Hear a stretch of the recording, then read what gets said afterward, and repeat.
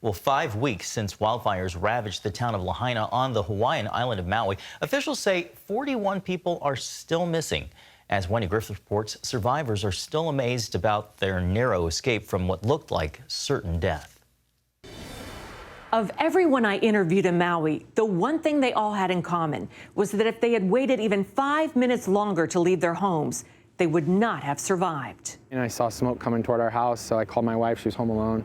I told her to get out of there. 36-year-old videographer Davin Phelps saw the smoke racing toward his Lahaina home as he headed to pick up his kids from school. At this point, we didn't know how bad it was, so I didn't know what to tell her. I felt completely helpless. I had my 2 children with me. I didn't know if I should go back in the fire or...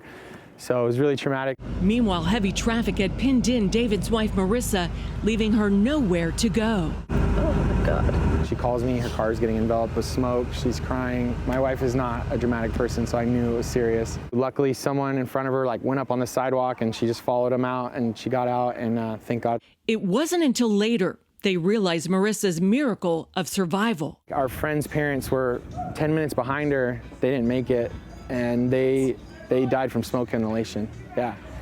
And they were just minutes behind her. That could have been her. 36-year-old Dustin Dudois and his family also found themselves in danger. The wind pushed so hard I could feel the heat as if the fire was next to me, but it was a block away. By the time Dustin pulled away from his house, the fire engulfed homes on his street.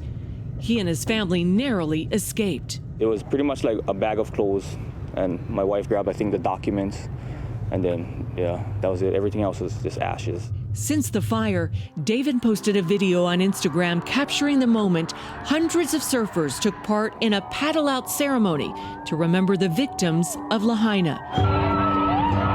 One of his collaborators said making the video was crazy therapy and that hope and community is the only thing keeping us going right now. I've heard people asking, where is God in all this? He's here. I see it. I see it in everyone's faces that's helping. I see it in everyone in this church.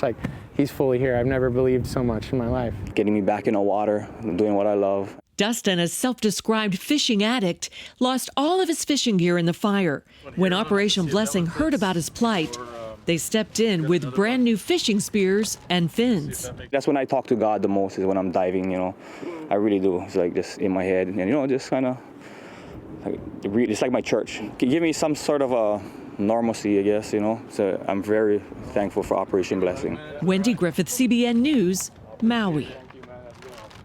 Thank you, Wendy. Gordon, it's amazing to hear the testimony those survivors say, even in the midst of so much suffering, they saw that God is there. Yeah, God is always our very present help in time of trouble. If you're ever in trouble, realize that you can call on His name. He will be there, and He will be a very present help for you.